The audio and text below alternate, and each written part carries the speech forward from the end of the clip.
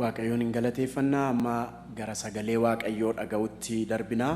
Sagalee Waaqayyoo guyyaa har'aa lallabaa har'aa kan nuuf qabatee dhiyaatee obboleettii keenya jaallatee homaati. Jaallatee gara kanatti nan afeera.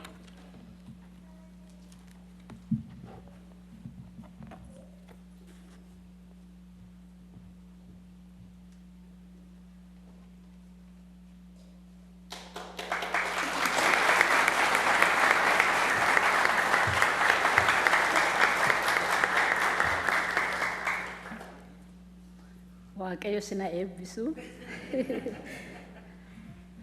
Maqaan Waaqayyo kan eebbifame haa ta'u. Ameen. Ameen. Galanni Waaqayyo haa ta'u. Ameen. Waaqayyo inni gidduu keenya jiru jalqabaa qabee nu eebbisaa jiru maqaan isaa bara baraan kan eebbifame haa ta'u. Ameen. Gara dubbii Waaqayyootti seennaa. Dubbii Waaqayyoo guyyaa har'aa qeesiin kan naa kennanii Marqos boqonnaa 12 lakkoofsa 28 hamma 34 isa jiru warri dhaabachuu dandeenyu ol kaanee ulfina Waaqayyootiif dubbii Waaqayyoo dhageenya. Guyyaa har'aatiif akka lectionary warra Luuteraanittis kan kenname kutaa kana maqaan Waaqayyoo haa eebbifamu. Dubbii Waaqayyoo walii wajjiniin dubbifannaa. Marqos boqonnaa 12 lakkoofsa 28 hamma 34 isa jiru dubbii Waaqayyoo waliin dubbifanna. Barsiisota seeraa keessaa tokko yeroo isaan waliin morkatan dhaga'ee Yesuusis deebii gaarii akka deebiseef yommuu arge gara isaatti dhiyaatee abboommiin inni hundumaarra caalu isa kamii jedhee gaaffii isa gaafate. Yesuus deebisee inni hundumaarra caalu dhaga'i yaa Israa'el gooftichi Waaqayyoon keenya kophaa isaa gooftaadha. Atis Waaqayyoo kee goofticha garaa kee guutuudhaan jireenya kee guutuudhaan yaada kee guutuudhaan humna kee guutuudhaanis jaallachuutu siif ta'a. Inni lammaffaan immoo nama akka mataa keetiitti jaallachuutu siif ta'a isa jedhuudha. Abboommiin isaan kana irra caalu kan biraan hin jiru jedheen. Barsiisichi seeraa sun immoo ba'eessa dubbatte yaa barsiisa. Inni tokkichi isa malee kan biraa hin jiru isa jette dhugaa dubbatte. Isas garaa guutuudhaan, qalbii guutuudhaan, humna guutuudhaanis jaallachuun nama akka mataa ofiitti jaallachuun guutummaa qalma gubamuu fi aarsaa hundumaa irra guddaa in caala jedheen. Ogummaadhaan akka inni deebiseef yommuu arge Yesuus ati mootummaa Waaqayyootti fagoo mitittiin jedhe. Kana booddee namni tokkollee gaaffii isa gaafachuudhaaf ija hin jabaanne. Ameen. Mataa keenya gadi qabannee Waaqayyoon kadhanna. Dubbiin Waaqayyoo gara jireenya keenya akka dhufuuf dubbiin Waaqayyoo akka nu argatuuf Waaqayyoon kadhanna. Dubbiin Waaqayyoo jiraataadha. Dubbiin Waaqayyoo dubbiin Waaqayyoo jiraataadha. Humna hojjetus of keessaa qaba jedha. Maqaan Waaqayyoo haa eebbifamu. Kanaaf humni hojjetu ni dubbii Waaqayyoo keessa jiru kun akka nu argatuuf Waaqayyoon kadhanna. Humni dubbii kee naa argatu. Humni dubbii kee jireenya koo haa argatu. Jennee Waaqayyoon kadhanna. Namoonni yeroo dubbii Waaqayyoo dhaga'anii injijjiiramu waan tokko keessa lixu akka dhufanitti hin galan. Ameen. Maqaan Waaqayyoo haa eebbifamu. Yaadi isaanii akka dhufetti hin galu, jireenyi isaanii akka dhufetti hin galu, dhukkubi isaanii akka dhufetti hin galu, jijjiiramanii galu. Maqaan Waaqayyoo haa eebbifamu. Inni guddaan garuu amantiidhaan dubbii Waaqayyoo kanatti hidhannee dhaga'uudha. Ameen. Galanni Waaqayyoof haa ta'u. Kanaaf dubbiin kee naana argatu yaa Waaqayyoo. Dubbiin kee gara jireenya koo haa dhufu. Dubbiin Waaqayyoo humna fayyisu qaba. Cubbamoota fayyisuudhaaf humna qaba dubbiin Waaqayyoo. Ameen. Yaada namaa geeddaruudhaaf humna qaba. Jireenya namaa geeddaruudhaaf humna qaba. Inni guddaan garuu nuyi amantiidhaan isatti of kennuudha. Kanaaf Waaqayyoon kadhanna. Galanni ulfinni guddinni bara baraan kan siif ta'u hundumaa kan dandeessu waan hundumaa irratti aboonis gooftummaanis kan kee kan ta'e jiraataa bara baraa kan taate yaa Waaqayyo ganama kana si galateeffanna ulfina si kennina itti fufnee si waaqeffanna itti fufnee ulfina si ilaanna itti fufnee utuu gargar hin kutin ammallee galataan ammallee si kabajuudhaan ammallee si waaqeffachuudhaan ammallee gooftaa aniif sabni kee dura kee jirra maqaa gooftaa Yesuusiin gidduu keenyatti waan waaqeffamteef gidduu keenyatti waan ol jedhaa jirtuuf galanni siif haa ta'u maqaan kee maqaa gooftaa Yesuusiin kan eebbifame haa ta'u ammas yaa Waaqayyo garboonni kee dura kee jirra maqaa Yesuus Kiristoosiin dubbiin kee gara keenya haa dhufu maqaa Yesuusiin dubbiin kee gara keenya haa dhufu gooftaa naa'ichi hangafi dhibbaa suni dubbiin ati dubbattu humna akka qabu amane eessayyuu dhaabatte yoo dubbatte eessayyuu dhaabatte yoo dubbii kee ergite dubbiin kee garuu humna akka qabu naa'oosaa fayyisuudhaaf dhukkubasaa fayyisuudhaaf hidhaasaa hiikuudhaaf gaaffiisaa deebisuudhaaf dubbiin kee humna akka qabu amane achuma dhaabadhu dubbadhu naa'oon koo sin fayyaa jedhe maqaa gooftaa Yesuusiin yeroo ati dubbattu humnatu dhufa yeroo ati dubbattu namni fayyaa yeroo ati dubbattu namni si dhaga'a yeroo ati dubbattu namni jijjiirama yeroo ati dubbattu namni murtoo fudhata yeroo ati dubbattu namni iddoo jiru gara fuulduraatti socho'a maqaa gooftaa Yesuusiin guyyaa har'aa dubbii kee jireenya keenyatti dubbadhu maqaa Yesuusiin nutti dubbadhu gooftaa yeroo ati dubbattu hundumatti tajaajilama sa xinnaatti dubbatta sa guddaatti dubbatta sa beekaatti dubbatta sa wal'aalaatti dubbatta namni tu sin dhaga'in utuu sin tajaajilamin ba'u hin jiru sababi isaa akkatti namatti dubbattu beetta maqaa gooftaa Yesuusiin ganama kana akka yaa Waaqayyo dhimma keenyaatti akka dandeettii keenyaatti maqaa Yesuusiin akka sadarkaa irra jirrutti tokko keenyatti dubbachuun jaalala kee haa ta'u maqaa Yesuusiin akka si dhageenyuuf nu gargaari hoolonni koo anaan na dhaga'u anis maqaa isaaniin beeka isaanis na duukaa bu'u jette maqaa gooftaa Yesuusiin nuyi hoolota keeti si dhageenya nutti dubbadhu maqaa Yesuus Kiristoosiin dubbii kee nuuf eebbisi humni diinaa immoo kan cabe haa ta'u dubbii Waaqayyootiin kan mormu kan cabe haa ta'u cubbamoonni dubbii Waaqayyoo dhaga'anii akka hin fayyineef qalbiif laphee namaa qabatee kan jiru yoo jiraate humna dubbii Waaqayyootiin iddoo jiru hundumaati kan bullaa'e haa ta'u ulfina dubbii Waaqayyootiif kan bullaa'e haa ta'u lapheen nama hundumaa ulfina keef haa banamu sammuun nama hundumaa ulfina keef haa banamu yaadi nama hundumaa ulfina keef haa banamu maqaa Yesuusiin dubbiin kee nuuf haa eebbifamu ameen Waaqayyo sina eebbisuun teenya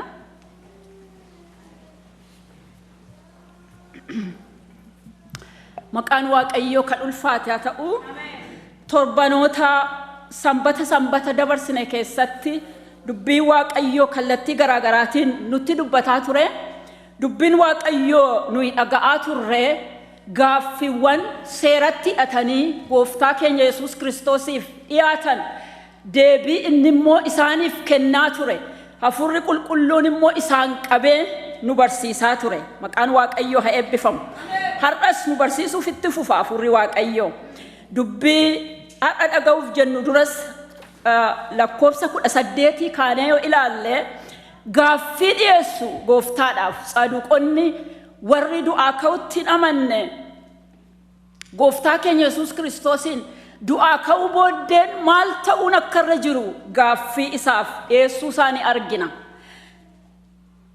gara kutaa keenyaatti yoon isin fide immoo barsiisota seeraa keessaa inni tokko jedha yeroo isaanii gooftaa keenya Yesuus Kiristoosii wajjin morkii kana godhan du'aa ka'uu booddee maal akka jiru morkii kana yeroo isaan waliin morkataa turanii dhaabatee dhaggeeffata ture jedha dhaabatee utuu dhaggeeffatu innis gaaffii qaba ture gooftaan keenya Yesuus Kiristoos deebii gaarii akka inni isaaniif kenne yommuu arge gara isaatti dhiyaate jedha maqaan Waaqayyoo haa eebbifamu gara isaatti dhiyaate innis gaaffii gatii qabuu fi gaaffii isa gaafate barsiisaa seeraa kun maal jedhe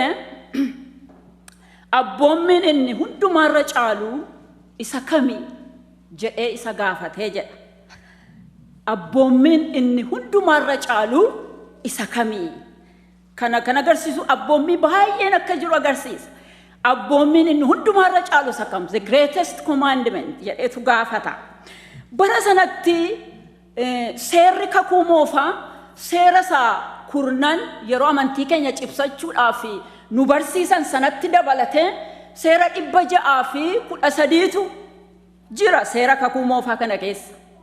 Barsiisonni seeraa bara sana turan immoo seera kana irratti kontroversii adda addaa qabu. Maaliif barsiisonni tokko tokko isa positive commandment jedhu yoo eenne isa kaan immoo yoo eeguu dadhabne iyyuu homaa miti kan jedhan jiru. Tokko tokko immoo seerri kun hundumti isaayyuu cabuun irra hin jiru sirriidha kan jedhan jiru. Kanaaf gidduu isaanii morkiitu ture jechuudha. Morkiitu ture. Morkii kanarraa kan ka'edha natti fakkaata barsiisaan seeraa kuni gaaffii isaa gooftaadhaaf kan inni dhiyeessu. Abboommiin hundumaarra caalu isa kami gooftaa? Warra 613 sana keessa isa kami? Isa kamtu caala jechuusaati. Maqaan Waaqayyoo kan eebbifame haa ta'u. Bara keenya keessa barri nuyi keessa jiraannu kuni bara dijitaaliin baay'ee babal'ate gatii ta'ee fi wanta baay'ee onlaayinii yoo dhanne seelfoonii keenya illee yoo bananne warri kitaaba dubbisuu dandeenyu immoo kitaaba dubbisuu jaallannu immoo kitaaba dubbifne seera garaagaraa dubbisuu dandeenya. Jireenya keenya har'aa boriitti hidhate kan nu gargaaru seera garaagaraa gaayidlaayinsii adda addaa dubbisuu dandeenya. Fakkeenyaaf akkatti kuukii godhanii dhaxxanii dubbisuu dandeessu. Akkatti weeyitii buusanii, akkatti kolesterooliin kun yoo nu rakkiste qannasanii, akkatti yoo dhiiga ol baate gad deebisanii seera adda addaa dubbisuu dandeenya. Dubbisuun gadheedha jechuu koo miti. Dubbisuun keenya gaariidha. Garuu kan nama dhibu maqaan Waaqayyoo kan eebbifame haa ta'u. Jireenya kiristiyaanummaa jiraachuudhaaf, jireenya Waaqayyoon gammachiisu jiraachuudhaaf, jireenya karaa Waaqayyoorra nama buusu jiraachuudhaaf, jireenya eebba lafarraa kana nu nyaachisu jiraachuudhaaf, isa Waaqarraattis nu fuudhee kan adeemu jiraachuudhaaf komplikeeshinii baay'een qabu. Maqaan Waaqayyoo eebbifamu. Baay'ee nu cinqu, baay'ee nu rakkisu. Kutaa keenya kana keessatti gooftaan waan tokko kaa'e baay'ee isin rakkisu. Maal jedhee? Waan tokko duwwaa nuu kaa'e, jecha tokko duwwaa nuu kaa'e. Maqaan Waaqayyoo eebbifamu. Jechinni nuu kaa'e suni jecha jaalala jettu. Maqaan Waaqayyoo ulfaatu. Jaalala jireenya Waaqayyoon gammachiisu jiraachuudhaaf, karaa Waaqayyootti nu buturra bu'uudhaaf, karaa Waaqayyootti tolu jiraachuudhaaf maal qabaachuutu nurra jira jedhee jaalala jedhe. Jaalalli kun immoo bara baraan jiraatedha dubbiin Waaqayyoo. Ameen. Maqaan Waaqayyoo eebbifamu. Jaalalli bara baraan jiraatedha. Phaawulos Qorontos duraa keessatti boqonnaa 13 keessatti yeroo barreessu kennooliin gurguddaan hin hafu jedha. Hin hafu hundumti isaanii. Isaan keessaa garuu waa sadii jiraatanii nu wajjiniin mootummaa Waaqayyootti galu jedha. Isaanis amantii. Amantiin keenya nu wajjiniin mootummaa Waaqayyootti gala. Jiraataadha dubbiin Waaqayyoo. Jiraataadha amantiin jedha. Abdiin jiraataadha. Abdiin nu duukaa deema. Jaalalli jiraataadha. Jaalalli nu duukaa deema mootummaa Waaqayyootti. Ameen. Maqaan Waaqayyoo eebbifamu. Warra kana sadan keessaa immoo jedhe jaalalli hin caala. Ameen. Maqaan Waaqayyoo eebbifamu. Isaan kana sadan keessaa immoo jaalalli hin caala. Ameen. Maaf dhiphattaa egaa gooftaan namticha kanaan? Maaf dhiphattaa? Maaf rakkattaa? Seera 613 kana sammuu keetti baatte nan cabse moo hin cabsine, hin cabe moo hin cabne, hin cabe moo hin cabnette maaf dhiphattaa? Dhiphina sin barbaachisu. Kana hundumaa walitti qabee simple and clear sittan himaani. Innis jaalala. Ameen. Hunduma isaa walitti qabatee kan jiru jaalala jedheen. Jaalala kanaan immoo isteeppii lama deemta. Isteeppii sana lamaanan sitti maadheen. Jaalala kanaan isteeppii kana lamaan sirriitti yoo deemte jedhe. Inni si geesse karaa sii ta'e Yesuus Kiristoosin si argisiisa. Ameen. Mootummaa Waaqayyoo isa barbaaddu sana si argisiisa. Masiicha ilma Waaqayyoo isa jiraataatti fuudhee isatu si geessa. Jireenya Waaqayyoo barbaadu jiraachuutti isatu si geessa. Ittiin jedhe namticha kanaan. Maqaan Waaqayyoo kan eebbifame haa ta'u. Isteeppiin kun inni jalqabaa seera keessa deebii boqonnaa 6 lakkoofsa 4 hanga 5 isa jiru kootii godhe gooftaan. Isa kan keenyaarra immoo 29 irra jira. Lakkoofsa 29 irra isa jiru. Isa kootii godhe. Innis dhaga'i yaa Israa'el Waaqayyo Waaqni kee Waaqa tokkicha jedha. Keessa deebii boqonnaa 6. Waaqayyo Waaqni kee Waaqa meeqa? Waaqa tokkicha. Israa'el dhaga'i Waaqayyo Waaqni kee Waaqa tokkicha.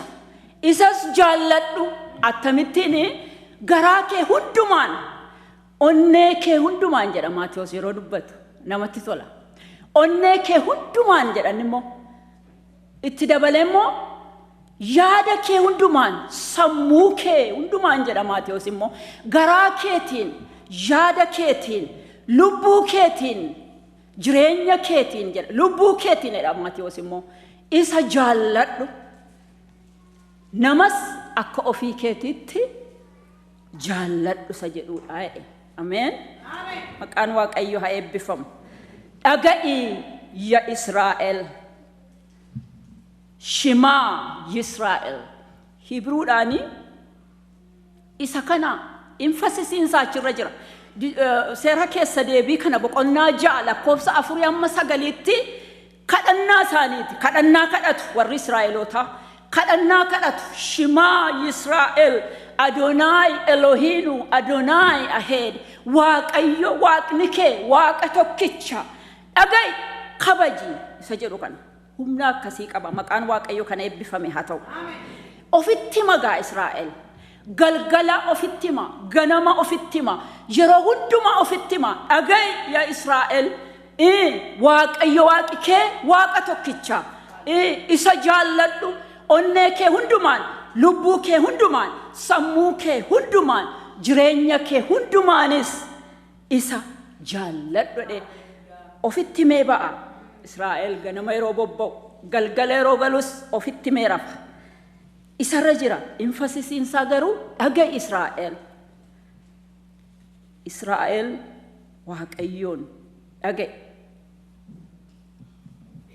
Isasi jaalladhu.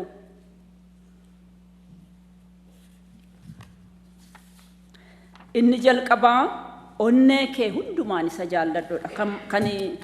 Kan Maatiyos hordofuun barbaade. Onnee kee hundumaan with all your heart. Jireenya kee hundumaan with all your soul jedha. Maatiyuun immoo isa hordofuun barbaade. Onnee kee hundumaan isa jaalladhu. Yaada kee hundumaanis isa jaalladhu. Sammuu kee hundumaan isa jaalladhu. Yoo yaaddanii wanta jireenyuma namaarra jiruudha. Onneen as jirti, sammuun as jira, lubbuun iddoo 5 jirtu beennu kan gooftaati numa keessatti. Maqaan Waaqayyo kan eebbifame haa ta'u. Humnis numarra jira. Onnee kee hundumaan isa jaalladhu.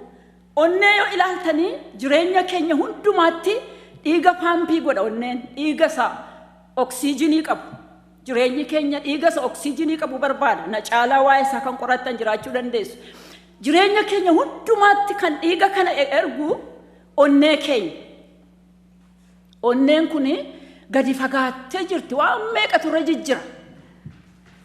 Waaqayyo onneen keenya isa kana akka godhuufi nu keessa kaa'eera. Onneen kun yoo sammuutti dhiigan ergitu ta'e sammuun hojjechuu hin danda'u. Yeroo baay'ee ijoolleen yeroo dhalatanii qilleensa dhabanii oksiijinii dhabanii dhumti. Oksiijinii dhaban. Kanaaf ijoolleen yeroo dhalatan oksiijinii dhabanii yookaan dubbii isaanii rakkina qaba, yookaan ija isaanii rakkina qaba, yookaan miilla isaanii rakkina qaba. Rakkina tokkoonitu dhalatu. Sababi isaa onneetu dafee paampiin goone sammuu isaaniitti yeroo isaan dhalatan. asitti ergite jechuudha. Quba keenyatti isatti erga, miilla keenyatti isatti erga, lafa dhiigni hin geenye moo ilaaltanii paralaayizidii ta'a. Paralaayizidii lafti dhiigi hin geenye. Maaliif dhiiga oksijiinii malee socho'uu hin danda'u gatii ta'eef. Kanaaf onneen hojii guddaa hojjeta. Onnee kanaanii isa jaalladhu. Ameen. Onnee kee kanaan isa jaalladhu. Isa malee jiraachuu hin dandeessan. Hin dandeenyu isa malee. Onneen dhaabatee du'e abaluun haarta taakii godhatee yeroo jedhanii namni suni dafee namni biraan ga'uuf taanaan namni argee poolisii waamuuf taanaanii namni sun already yookiin namni isaa paralaayis ta'eera yookiin immoo yoo waaqayyo gargaaree akka ta'e hafee nafa yookiin immoo hin du'a. Maaliif onnettiin baay'ee barbaachiftuudha. Onnee kee kanaan isa jaalladhu. Namoonni yeroo baay'ee jaalala onneetti fakkeessu. Jaalala I love you yoo isiniin jedhanii ayas kaanii piikcharii onnee gidduu kaanii yuu achi kaa'u. Onneen kuni jaalalatti hidhamteerti. Namoonni tokko tokko immoo onnee koo keessaan si jaalladhe. Jaalalatti hidhameera akkatii ta'eef. Onnee kanaanii na jaalladhuudha gooftaan. Maqaan isaa kan eebbifame haa ta'u. Iddoo kanatti hiika jaalalaa kan gooftaan fudhate afaan Giriikiitiin agaappee isa jennuudha. Jaalalli waan adda addaa qaba, maqaa adda addaa qaba. Iddoo kanatti garuu kan inni fudhate lamaanuu isaaf isa nama jaalladhodhes isa waaqa jaalladhodheefis kan inni fudhate agaappeedha. Agaappeen kun immoo hiikisa jaalala kaayyoo of keessaa qabu, jaalala murtoo of keessaa qabu, jaalala aarsaa of keessaa qabu. Jaalala gatii kaffalamuun irra jiru kaffalanii ittiin jaallatan jaalala murtoof kaayyoo of keessaa qabu hamma bira ga'anitti jaalala sana bakkaan hamma ga'anitti kan hin dhaabanne jaalala dhugaa jechuudha. Maqaan waaqayyoo kan eebbifame haa ta'u. Agaappee kanaan isa jaalladhu. Jaalala agaappeetiin jaalala murtoo jaalala aarsaa of keessaa qabu waan aarsuun sirra jirullee aarsuudhaan isa jaalladhu, murtoodhaan isa jaalladhu. Onnee keetiin isa jaalladhu jedhaan. Jaalala paashinii qabu. Paashinii namni paashinii qaba waan tokkoof waan kanaaf ani paashiniin qaba nami jedhu tokko wanta sana halkanis guyyaas isuma yaada. Yoo haasa'es waa'ee isaa haasa'a, yoo yaades waa'ee isaa yaada. Lafa deemu hundumaatti laphee isaatti onnee isaatti qabatee kan jiru waa'ee paashinii sanaati. Isa yaada yeroo hundumaa hamma wantatti bakkaan ga'utti. Hamma wantattiin lafa geesse lafa inni yaade sana isaaf geessutti yeroo hundumaa isa yaada. Jaalala onnee jechuun akkas. Onnee keetiin na jaalladhu yeroo jedhu akkasitti na jaalladhu jechuusaa. Yeroo hundumaa waan waaqayyoon gammachiisuuf jireenya waaqayyoon gammachiisu jiraachuudhaaf jireenya ayyaana waaqayyootti nu guddisu jiraachuudhaaf jireenya mootummaa waaqayyoo keessa dhaqee nu gashu jiraachuudhaaf yeroo hundumaa isa yaada. Maqaan waaqayyoo eebbifamu. Waa'ee fayyina keessanii irratti hojjedhaadha dubbiin waaqayyoo. Ameen. Maqaan waaqayyoo eebbifamu. Fayyineerra ayyaana waaqayyootiin. Waaqayyo ayyaana nuu kenne karaa ilma isaa Yesuus Kiristoos fayyineerra. Garuu amantiidhaan irratti hojjechuu nurra jira. Fayyina nuu kenname sana ayyaana fayyuudhaaf nuu kenname sana amantiidhaan guyya guyyaatti irratti hojjechuutu nurra jira. Irratti hojjedhaadha Phaawulos. Onnee keetiin isa jaalladhu. Isa yaadeedhe Museen iddoo keessa deebisana dhaxxanii yoo dubbifattanii yaa Israa'el yeroo hundumaa isa yaadi. Waaqayyo waaqi kee waaqa tokkicha. Onnee kee hundumaan, lubbuu kee hundumaan, jireenya kee hundumaan isa jaalladhu. Kana duwwaa miti yeroo hundumaayyuu isa yaadi. Yeroo gadi baatee karaarra deemtu isa yaadi. Yeroo ol galtu isa yaadi. Mana kee keessa yeroo jiraattu isa yaadi. Kana duwwaa miti ijoollee kee barsiisi jedha. Ameen. Maqaan waaqayyoo eebbifamu.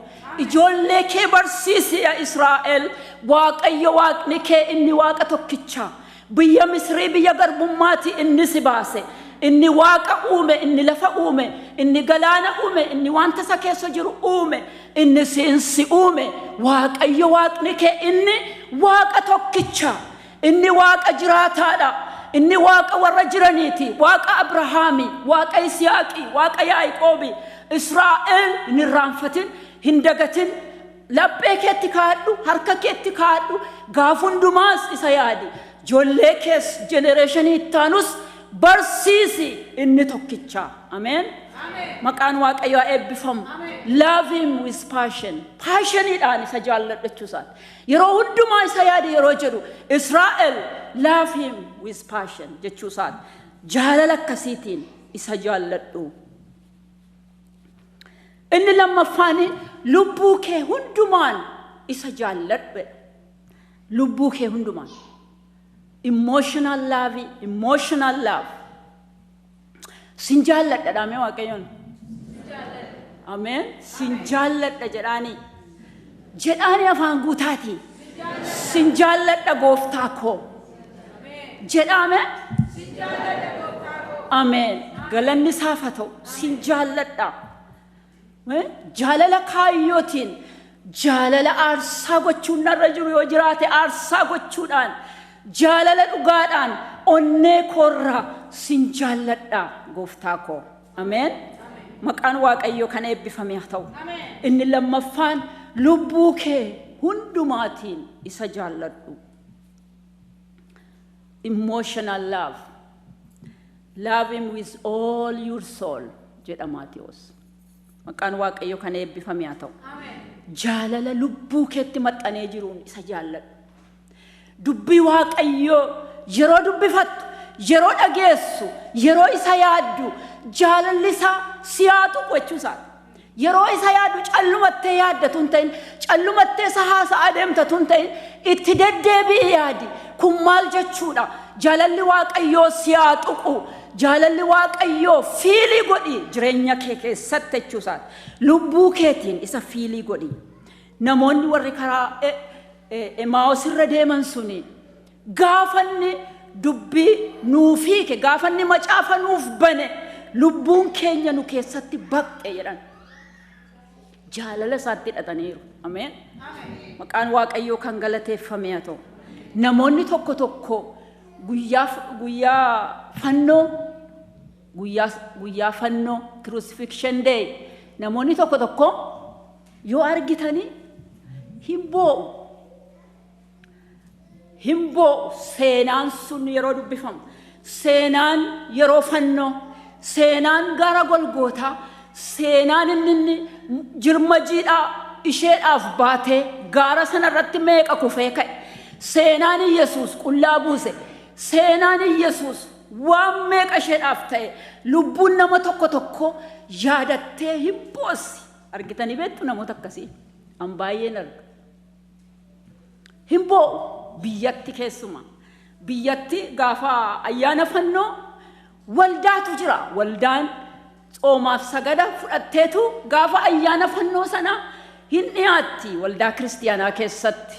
Yeroo gooftaan fannifamuudhaaf adeemu kamisa galgalaa ka'anii lubbuun nama tokko tokko gaa hin boossi.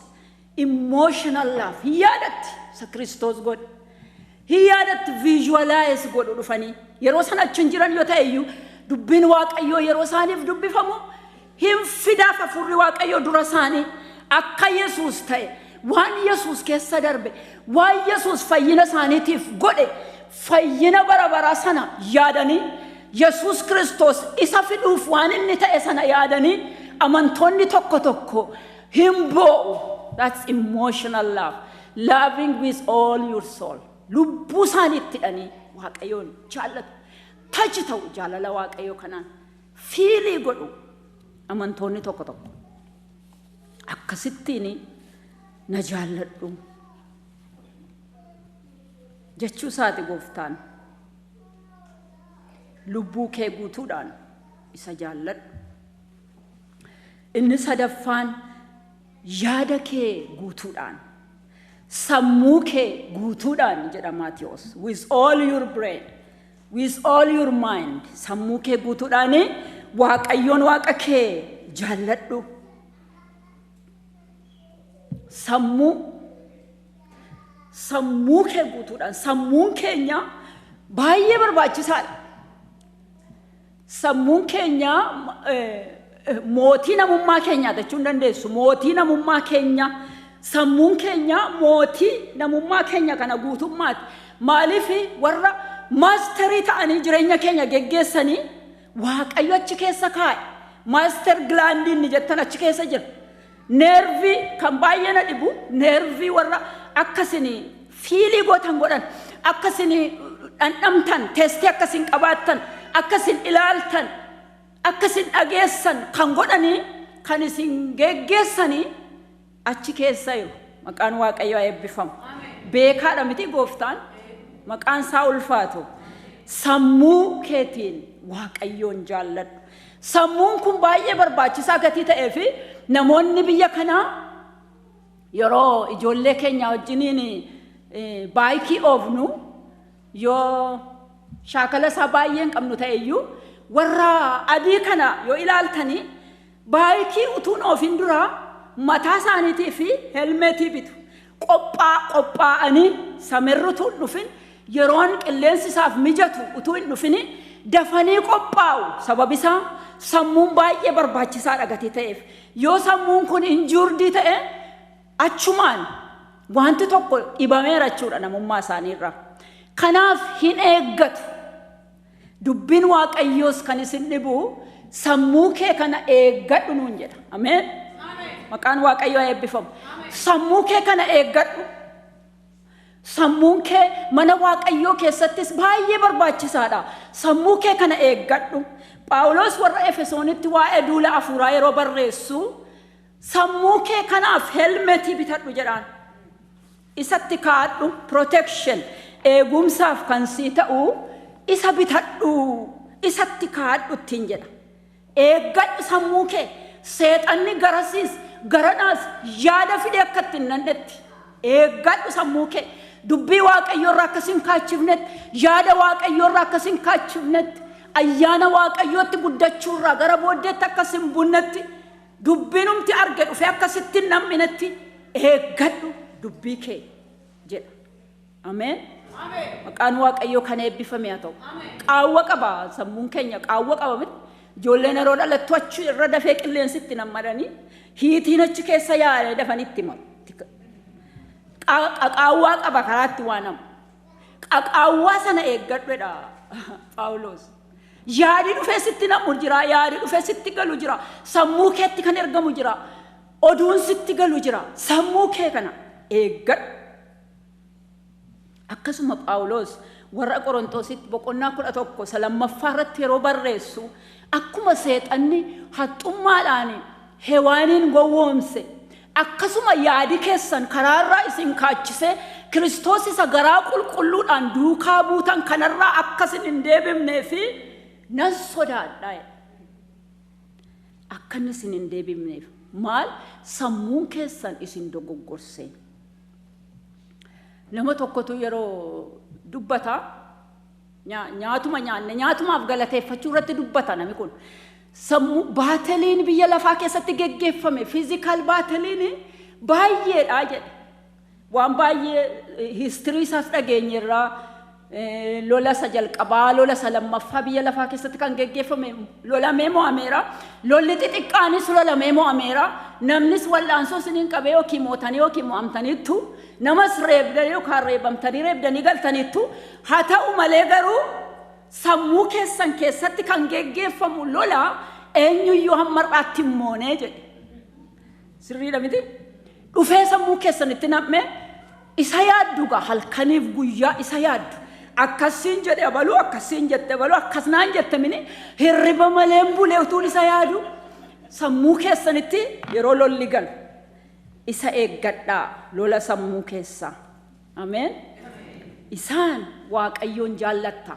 Sammuu kee hundumaan sammuchi waa'ee Waaqayyoo yaadutti biizii haa ta'u malee waa'ee jireenya kee yaadutti waa'ee jireenya Waaqayyoon gammachiisu yaadutti waan ayyaana Waaqayyootti nu guddisu yaadutti biizii haa ta'u malee oduu funaantee asiin itti gashite achiin itti gashite joonjoftee hirriba malee hin bulini sammuu kee eeggadhuti isa hundumaan Waaqayyoon jaalladhu. Ameen. Maqaan Waaqayyoo haa eebbifamu. inni arfaffaani humna kee hundumaan jaalladhodha. Humna kee hundumaan. Inni kun egaa asraata keenya Waaqayyo humna nuu kennee hojjennee rogallu Waaqayyoof amanamummaadhaan horii keenyaan jaallachuu amanamummaadhaan isa Waaqayyo nurraa barbaadu gochuudhaani isa jaallachuu fayyina inni nuu godhe fayyuu keenya erga mirkaneeffannee booda jaalalli isaa nu tuqee nummoo deebisu. Ameen. Maqaan Waaqayyoo eebbifamu. Maqaan Waaqayyoo ulfaatu. Maariyaami Waaqayyo gooftaan isee fayyise fayyina sanaan yeroo tuqamte shittoo gadi jabeessa sana fiddee miilla isaarratti cabsite. Achii booda immoo hin boosse akkasitti isa jaallatte waaqeffatte hin boosse rifeensa seetiin immoo irraa xaraddeedha. Ameen. Deebii laatte waan dandeessuun gooftaa isa fayyise sanaan tuqamte jaalala sanaan tuqamte deebii laatte jaalala sanaan tuqamaati deebii kennaa jechuusaati. Fayyuu keessan mirkaneessitanii isinii galee inni sin tuqee jennaan waan gootan hin beektan Waaqayyoof godhaafi. Ameen. Humni keenya hin danda'a taanaan dhufuu dandeenya taanaan waldaa kiristiyaanaa dhufuu humna kee hundumaan isa jaalladhu. Ameen.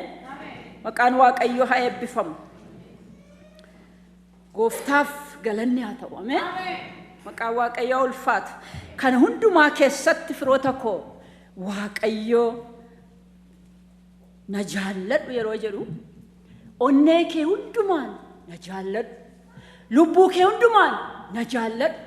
Sammuu kee hundumaan na jaalladhu. Humna kee hundumaanis na jaalladhu yeroo nuun jedhu firoota koo Waaqayyo ba'aa guddaa nutti kennaa jira miti. Ameen. Galanni isaaf haa ta'u. Kansaa salphaadha jedha miti Maatiyos. Ba'aansaa kansaa salphaadha. Isa kan keessanii isa guddaa fidaa isa irra kaa'adhaati. Isa salphaa kan saatii fudhadhaa jedha Maatiyos yeroo dubbatu. Kan Waaqayyo ba'aan salphaadha. Ba'aa nutti kennaa jira miti firoota koo. Garuu Waaqayyo maal jedhaa jira? Kottaa wal barraa jedha. Relationship. Kottaa wal barraa. Saba ko sin jaalladha. Atis na jaallatta nan beeka. Kottaa caalaatti wal barraa. Ameen. Mee kottaa mee caalaatti wal barraa. Mee kottaa mee caalaatti walitti dhiyaanna. Mee kottaa mee caalaatti walitti maxxanna. Mee kottaa mee ani garaa keessan keessa nan jiraadha. Isinis ana keessa jiraadha. Kottaa wal barraa jedha gooftaan. Galanni isaaf haa ta'u. Dhaga'i yaa Israa'el. Dhaga'i yaa our Redeemer Oromoo. Dhaga'i Waaqayyo Waaqi kee inni Waaqa tokkicha. Waaqa tolfamaa na duratti hin qabaatin.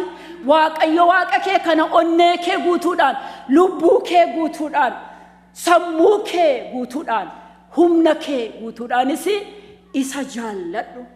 Kottu wal barraa. Jaalalli keenya haa jabaatu. Walitti dhufeenyi keenya haa jabaatu. Kottaa caalaatti walitti maxxanna.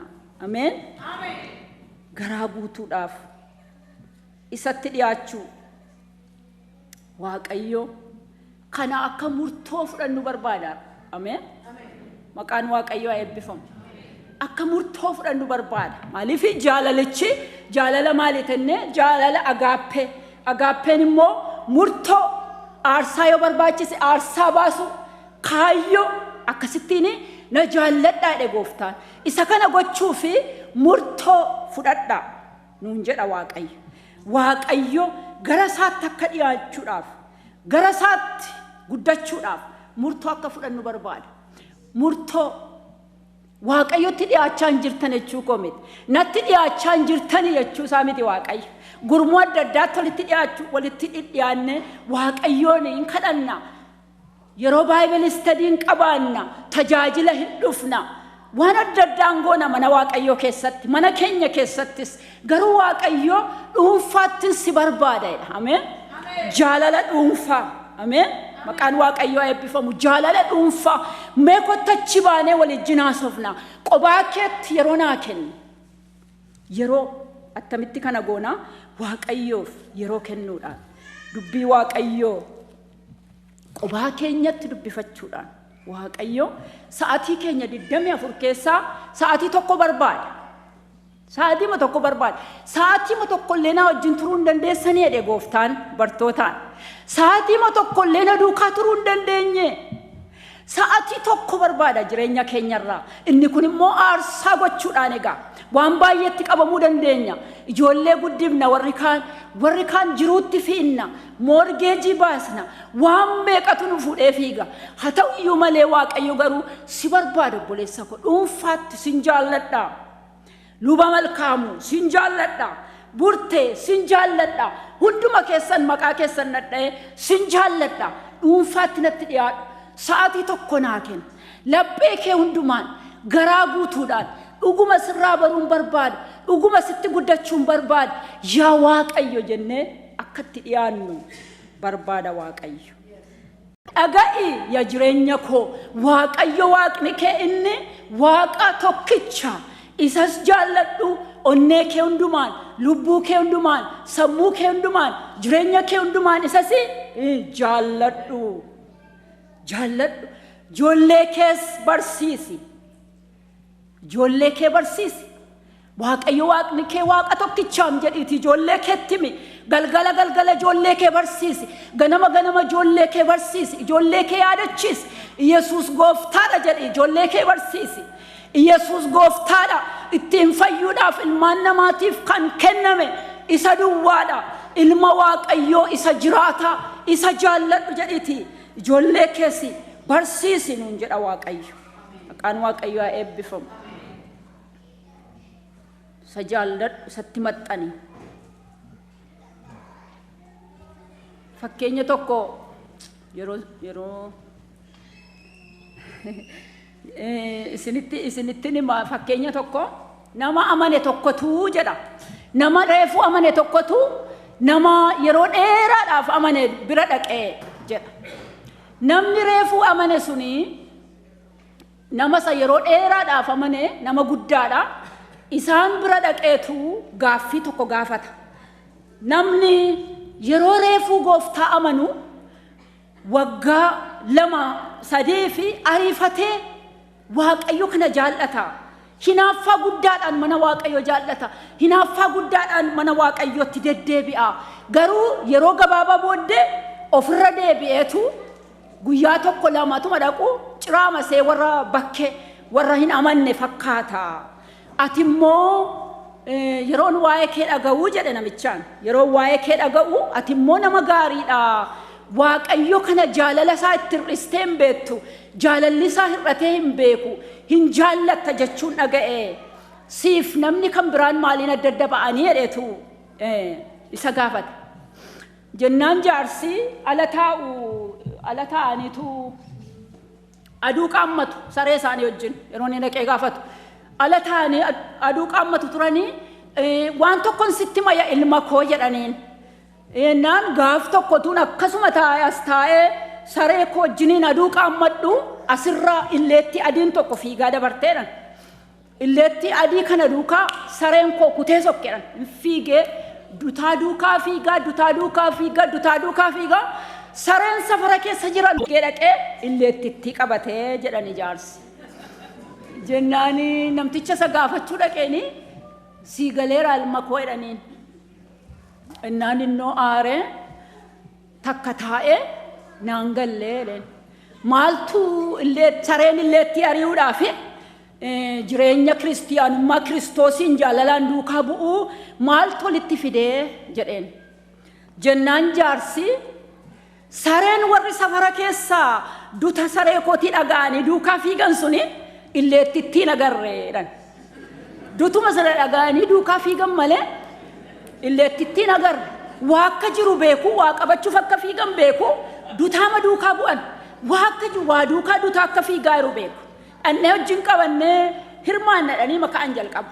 Haa ta'u iyyuu malee garuu fiigichi isaa gatii dheeratee fi diraap godhaa dhufan. Kiristoosiin utuun argin duukaa bu'uun hin danda'amu jedhan. Nan argeedhan ijaarsi. Kanaafan itti maxxane nan argee kanaafan isa gad hin dhiisu. Duulli duukaa bu'eef duukaa bu'uu miti. Duulli fiigeef duukaa fiiguu miti. Kiristoosiin arganii duukaa fiiguu fi Kiristoosin duuluma arganii duukaa fiiguun adda adda. Kiristoosin arganii duukaa bu'uu hin argine jedhan ergamoonni. Maqaan Waaqayyoo kan eebbifame haa ta'u. Kiristoosin isa du'aa ka'e hin argine jedhan. Hin argine isa du'aa ka'e Kiristoosin argine. Madaasaa argine. Ijaan argine harkaan qaqqabanne jedha. Yohaannis immoo ergaa isaa keessatti yeroo dubbatu Kiristoosin arganii duukaa bu'uu jechuun akkasitti isa jaallachuu jechuudha. Jaalala isaarraa adda kan nama hin baafne. Kiristoosin nan jaalladha jettee burteen sila yeroo dubbattu nan jaalladha kanaafan isin duratti akkas taa'e. Burteen durii jecha tokko jetti ani isa malee qurxummii bishaan keessaa baafameedha jetti durii jecha ishee nan jaalladha. Ani isa malee qurxummii bishaan keessaa baatee nan du'a isa malee jechuudha. Kiristoosin nan jaalladha ittan gad of dhiisa jechuun akka kana maqaan Waaqayyoo eebbifamu. Egaa isa jalqabaa kana yoo raawwanne isa lammaffaa gochuun nun dhibu firoota koo Waaqayyo nu gargaarameen. Nama immoo akka mataa keetiitti jaallachuun siif ta'a isa jedhuudha jedhe inni lammaffaan. Ameen. Abboommi inni lammaffaan isa kamii nama akka mataa keetiitti jaallachuunis siif hin ta'a. Abboommi kana lamaanirra kan caalu kan biraan hin jiru jedhe Gooftaan. Maqaan isaa kan eebbifame haa ta'u. Inni beekaadha. Isa kana seera Lewwotaa boqonnaa 19 lakkoofsa 18 keessaatu fuudhe Gooftaan keenya Yesuus Kiristoos. Achitti Waaqayyo akkas jedhe ani Waaqayyo keetiidha saba sanaan. Saba nana ani Waaqayyo keeti. Waaqayyo keeti ani. Nama kan biraa hin jibbin, nama kan biraa irratti halloo hin qabaatin, nama kan biraa irratti ijaan ba'in ani Waaqayyo keeti. Anatu ijaasii ba'a. Anatu si lola. Anatu siin bakka bu'e. Ati garuu akka ofii kee jaallattutti nama kan biraas jaalladhu. Halloo hin qabaatin, ija itti hin ba'in jedha dubbiin Waaqayyo iddoo sanatti. Abboommi inni lammaffaa kun firoota koo painful nuti ta'uu danda'a. Nu dhukkubsuu danda'a yeroo nuti dubbatamu. Dubbiin Waaqayyo garuu nu dhukkubsuuf yookaan immoo nutti faraduuf miti Gooftaan kan dubbatu. Maqaan isaa kan eebbifame haa ta'u. Nutti faraduuf miti firoota koo. Nu tuffachuuf miti Waaqayyo. Nu ceephaa'uuf miti Waaqayyo. Maqaan isaa kan ulfaate haa ta'u. Biyya lafaa caccabaa, biyya lafaa bullaa'aa, biyya lafaa rakkinaan guute keessa akka jiraannu foon keenya isa dadhabaa keessa eenyummaa keenya isa gad hin jenne sana keessa akka jiraannu Waaqayyo beeka. Kanaaf nutti faraduudhaaf miti Waaqayyo. Haa ta'u iyyuu malee garuu Waaqayyo kan inni guyyaa guyyaatti dubbii isaa nutti dubbatuuf kan inni guyyaa guyyaatti gara jireenya isa Waaqayyoon gammachiisur gara ayyaana Waaqayyootti nu guddisur gara mootummaa Waaqayyootti nu guddisurra kan inni nutti dubbatuuf yeroo deebi'ee dhufu Gooftaan keenya Yesuus Kiristoos mudaa malee akka taanuuf irra deddeebi'ee nutti dubbata. Maqaan Waaqayyoo haa ulfaatu. Kanaaf isa lammaffaa kanarratti akkuma ofii kee jaallattutti nama kan biraas jaalladhu. Agaappe jaalala aarsaa, jaalala murtoo, jaalala kaayyootiin nama kan biraas akkuma ofii keetti jaalladhu. Kan akkamittiin gochuu danda'a jechuu danda'e. Kun natti ulfaata, kun na dhukkubsa, kana akkamittan isteeppii kana fudhadha jechuu dandeenya ta'a. Gooftaan keenya Yesuus Kiristoos akkas jedhe Maatewos boqonnaa 7 lakkoofsa 12 irratti Gooftaan akkas jedhe waanuma namoonni akka isiniif godhan barbaaddan isinis akkasuma isaaniif godhaa. Ameen. Waanuma namoonni akka isaan isiniif godhaniif barbaaddanii isinis akkasuma isaaniif godhaafi. Nuyi hundumti keenya nama foon uffannee jirra Waaqa miti. Waan baay'een nu rufachiisuu nutti bubu'uu danda'a. Haa ta'u iyyuu malee akkuma of jaallannee namoonni kan biraan akka isaan nu godhan barbaannu isinis akkasuma isaaniif godhaa. Obboleettii koo Masrashaan gaaf tokko akkana jetti turte kadhannaa keessatti wanni kadhataa dhiyeessiti turte namootaaf kadhannaa itti turte. Namootaaf kadhannaa yeroo jettu kana namoonni yoo nu rifachiisan akka nu jaallannetti nu dubbisuu yoo didan akka nu jaallannetti nu ilaaluu yoo didanii akkas goonaa jette attamitti akka isaan nu dubbisan barbaanna attamitti akka isaan nu ilaalan barbaanna akka sana godhi yaa Waaqayyo jennee namootaaf kadhanna jette isin galeera akkasitti akka inni na dubbisuun barbaada yaa Waaqayyo namni kuni akkasitti akka inni na ilaaluun barbaada yaa Waaqayyo namni kuni jennee nama sanaaf kadhannaa jette akka isa irraa barbaadan sana isinis akkasuma godhaa jedhe Gooftaan maqaan isaa kan eebbifame haa ta'u jaalala namoota irraa barbaanna yoo ta'e namoota jaallachuu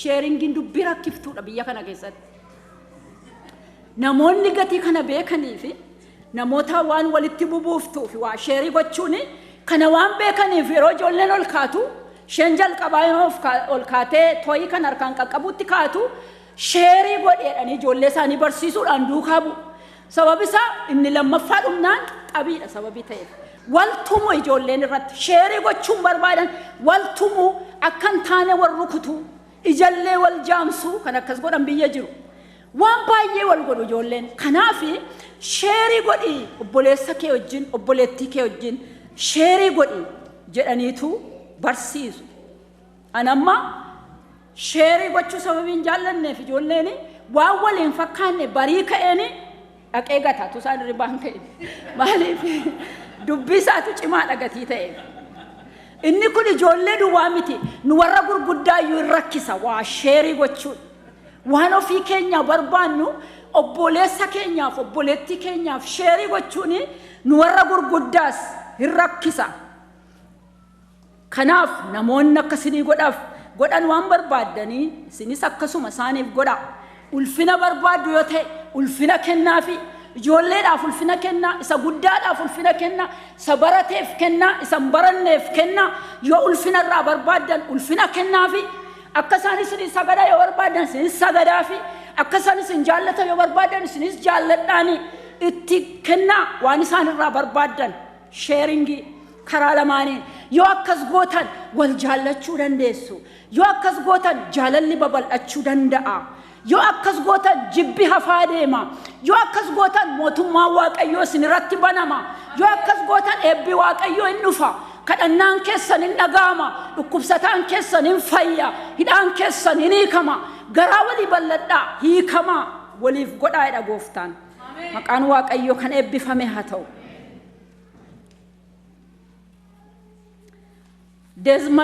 Desmond Tutu kan jedhamu biishoppiin warra South Africa seenaa isaa tokkoon dubbisa yeroo inni reefuu xinnoo ta'ee ol guddataa jiru reesizimiin biyya sana keessaa baay'ee hamaa ture namooti gurraachi baay'ee dhumu turan namoonni warri adiiniin sagadamaaf ture namoonni isaaniif sagadu turan karaarra yeroo deemanii warri gurraachi kuni karaarra goranii fi dhaabatanii yeroo abbichi dhufee darbu inni adiin jechuudha adiin yeroo dhufee darbu immoo hin sagaduufi jedha gaaf tokko tuutuun kuni harmeesaa qabatee karaarra deema harmeesaa wajjinitu wookii gochaa jiranii namtichi adiin tokko suutii uffatee baay'ee bareedee isaanitti dhufu isaanitti deemaa jiru alaalatti isaan argee namtichi adiin suni isa isaan gochuun isaan irra jiru karaarraa isaanii gore inni adiin sun karaarraa isaanii gore gaafa isaan darbanii isaaniif qoomman eenyutu gochuun irra ture akka seera sanaatti Desmond Tutu fi harmeesaa ture garuu namticha adii sanatu isaaniif godhe Desmond Tutuun kun isaan bira darbeetu erga isa bira darbee booda harmeesaatiin waaw harmee koo kun akkamitti ta'e namtichi kun adiidha oti akkamitti kana gochuu danda'ee jedhetu harmeesaa gaafata jennaan harmeensaa namtichi kun nama Angilikaaniidha jettiin Angilikaaniin kun maayilni jedhaan nama Waaqayyoo jechuudha jettiin waaw anis Angilikaaniin ta'a anis nama Waaqayyoon ta'a erga namni Waaqayyoo akkas godha ta'ee jedhe ameen namni Waaqayyoo erga akkas godha ta'ee isa anis sagaduufiin irra ture naa sagada erga ta'ee anis akkuma isaan ta'a jedhe Gooftaan maqaan Waaqayyoo kan eebbifame haa ta'u firoota koo nu warra kiristiyaanotaati. Kiristiyaanota jedhamu ijoollee Waaqayyoo. Ameen. Miti ijoollee Waaqayyoo. Ani mucaa Waaqayyooti jedhame. Ani mucaa Waaqayyooti. Ilma isaa Yesuus Kiristoosin guddifamee mucaa Waaqayyoo jedhameera. Iddoon ani taa'u taa'umsi koo immoo gubbaa sana mirga Waaqayyoo abbaana kaa'e. Ani mucaa Waaqayyooti jedhame. Maqaan Waaqayyoo kana eebbifamee haa ta'u. Nu warra mucaa Waaqayyoo taane, nu warra ani Waaqayyo sin jaalladha jenne, sin jaalladhan onnee koon, sin jaalladhan lubbuu koon, sin jaalladhan sammuu koon, sin jaalladhan humna koon warra jennirraa eegama egaa kaka'umsisaa dhiifama gochuun jaalala argisiisuun isarraa eegama kaka'umsisaa nurraa eegama. Nurraa eegama firoota koo maalan jedhee nurraa eegama. Darbinee deemuun nurraa eegama. Dhiifama dhandhee gochuun nurraa eegama. Nuti ijoollee Waaqayyoo gatii taaneef. Dhumarratti jechi tokko nu gargaara jedhee kan hin amane dubbadheeni gara xumuraatti fidaa. Jecha afaan Ingiliffaa beektu hundumti keessan beektu. Akkas jedha, if you can't say something nice, don't say nothing jedha. Beekna miti? Wanta gaarii jechuu hin dandeessu yoo ta'e calluma dhiitaa'i. Homaan dubbatiin cal jechuu keessii wayyaa jedha. Namatti hin tolu. Waan gaarii, waan nama ijaaru, waan jireenya namaa ijaaru, waan mana keenya ijaaru, waan waldaa keenya ijaaru, waan hawaasa keenya ijaaru dubbachuu hin dandeenyu yoo ta'e yoo callisne wayyaa jedha jechi kun. Abshaalli hin callisa jedha macaafa lallabaa. Namni abshaalli hin callisa. Dubbiin baay'isu baay'ee hin dubbatu. Hin callisa namni abshaalli jedha. Jecha ofii keenyaa eeggachuu. Dubbii keenya warra dhaga'anii fi eeggataa dubbachuun baay'ee barbaachisaa akka ta'e dubbiin Waaqayyo nutti dubbata. Phaawulos warra Efesooniin dubbiin keessanii soogiddaan qabamu jedha. Dubbii midhaan hin qabne hin dubbatina. Dubbii nama hin ijaarre, dubbii hamilee namaa cabsu hin dubbatina. Dubbiin keessan waan hamilee keessan jabeessu haa ta'u, wanta gaarii haa ta'u wal jajjabeessa. Biyya lafaa keessa jirtu isin kan waliiti wal jajjabeessa. Wal malee hin qabdani. Biyyi lafaa hamaadha. Biyyi lafaa hin darba. Qabeenyi isaas hin darba. Wanti inni qabu ulfinni isaas hin darba. Miidhaginni isaas hin darba. Isin garuu kan waliiti wal jajjabeessa. Hamilee walii keessaniin cabsina. Waliif eeggadha jedha dubbiin Waaqayyoo. Waaqayyo nu haa gargaaru. Waliif eeggadha. Hama dubbii isa hamilee walii cabsu hin dubbatinaa jedha. Dubbiin nama miidha firoota. Jechi nama miidha. Namtichi John Maxwell jedhamu tokko akkas jedha. Barreessaadhas hin dubbatas namtichi kun, speakeridhas namtichi kun akkas jedha. After all the bruises have disappeared and the physical pain is gone, the inward pain of heartful words remain. Kinaaf quuqqaan ishee madaan ishee nama keessatti hafti. Madaan ergaa isinirraa sokkee booda inni physical pain isaa erga hafee booda jechi garuu nama keessatti hafee nama miidha jedha. Kanaaf waliif eeggadhaa jedha Gooftaan iddoo tokkotti. Walii keessaniif eeggadhaa. Jecha kana milee namaa cabsu waliin hin jedhina. Waliin tuffatina. Wal dhaggeeffadhaa. Wal jajjabeessa. Jabaa dhabdii qabdaa waliin jedha. Jedha dubbiin Waaqayyoo. Maqaan Waaqayyoo eebbifamu. Ergaa Yaaqoob boqonnaa 3 yoo dubbifattani waa'ee arrabaa dubbata guutummaansa. Waa'ee arraba keenyaa dubbata. Arrabni iddoo xinnoo qabattee jirti. Namummaa keenya keessaa iddoo guddaa miteedha. Iddoo makana jirti kunoo. Iddoo kana qabattee jirti jedha. Garuu balaa guddaadhaan biyya lafaa kana hundumaa guutuu dandeessi. Waaqayyo nu haa gargaaru. Ameen. Balaa guddaa namni waan baay'ee leenjiseedha Yaaqoob. Biyya lafaa kana keessatti namni waan baay'ee leenjisee harka isaa jala galfateera. Garuu arraba leenjisuu hin dandeenye. Inni hamaa gabii hin qabneedha. Hadhaa du'aa hundumaanis guutee jireedha. Boqonnaa 3:8.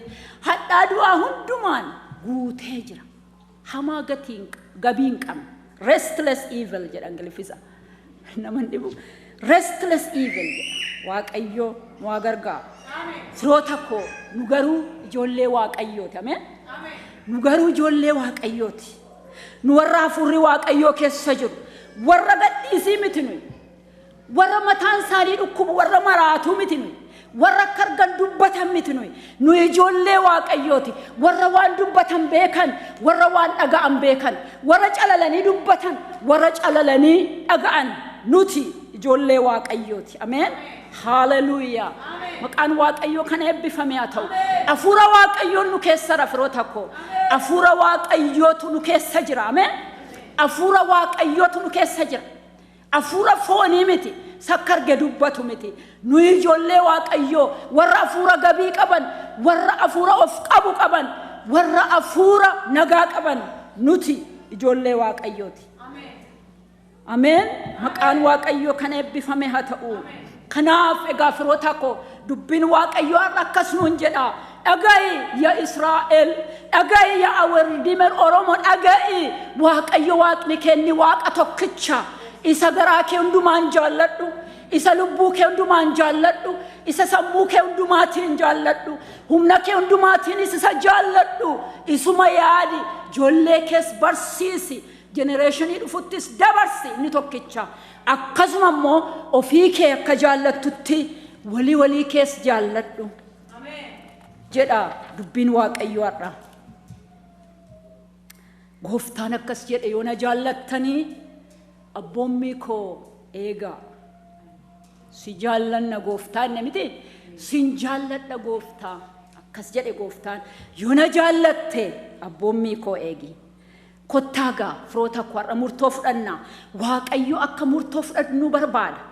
Waaqayyo practical step akka deemnu barbaada. Isa har'uma dhageenye gallee waaw waldaan har'aa dinqiidha. Maaltu ta'e eewu tajaajila abaluu maaltu ta'e fakkeenyuma tokko keessaa yaadanna inni gadi baane isaan barbaadu Waaqayyo murtoo practical murtoo akka fudhannu barbaada. Mee kottaa firoota bara 2015 dhumuudhaa fi ji'a 2 tafe November kunoo har'a tokkodhe jalqabee Thanksgivingin dhufaa jedhanii nutti himanii isa gaa ittaanee Christmasii dhufaa ittaanee New Year dhufaa. Kanaafi mee kottaa murtoo fudhanna. Waaqayyo hamma isa jaallanne caalaa akka isa jaallannu, hamma isa beekne caalaa beekuudhaaf murtoo akka fudhannu barbaada. Sa'aatii keenya keessaa tokko laannee fi garaa dhugaadhaan isa baruudhaaf akka itti dhiyaannu tsoomaaf sagada fudhannee inni lammaffaan inni baay'ee barbaachisu immoo waliif akka dhiifnu barbaada. Namoonni sammuu keenya wajjin rakkina qabnu jiran namoonni ofitti naraaramin ofin jaallannu yoo ta'e ofitti araaramnaa kottaa. Bara 2016tti ba'aa baannee darbuur hidhamaa darbuur ulaan Waaqayyo nurratti akka banamu yoo barbaanne Waaqayyo kadhata keenya akka dhaga'u yoo barbaanne kottaa isa duratti murtoo fudhanna. Namooti mataa keenyaaf dhiisuuf murtoo fudhanna. Ofitti araaramuuf of jaallachuuf kottaa murtoo fudhanna. Kana duwwaa miti namoota nu wajjin rakkina qabnu yoo jiraatan namoonni nu isaanii wajjinis rakkina qabnu yoo jiraanne kottaa practical step fudhannee dhiifama gochuuf araara buusuuf kottaa murtoo fudhanna. Waliigallaa na wajjin waliigaltuu warri na duukaa waliigaltan ol kaanee Waaqayyoon hin kadhanna. Maqaan Waaqayyoo kana eebbifame haa ta'u. Hallelujah. Ulfinni Waaqayyoof haa ta'u. Kuni Waaqayyoof hin danda'amame. Kan akkamittan danda'a jechuu dandeenya ta'a. Ba'aa kana ofirraa buusee attamittan bara 2016tti ce'uu danda'a jenna ta'a. Waaqayyo nu gargaara. Namaaf kan hin danda'amne Waaqayyoof hin danda'ama jedha dubbiin Waaqayyoo. Kun akkamitti ta'a jette Maariyaam namaaf kan hin danda'amne Waaqayyoof hin danda'ama. Hafuurri Waaqayyoo dhufee sirra hin buufata. Inni kunis hin taaje. Hafuurri Waaqayyoo dhufee sirra buufata saba Waaqayyoo. Hafuurri Waaqayyoo sirra buufate si gargaara. Yaada Waaqayyoo akka raawwattuuf, isa Waaqayyoo jaallatu akka gootuuf hafuurri Waaqayyoo si gargaara. Hin kadhanna Waaqayyoon kan akkan godhuuf na gargaari jenna. Boleessa koo isa geggeessutti hin deebisa.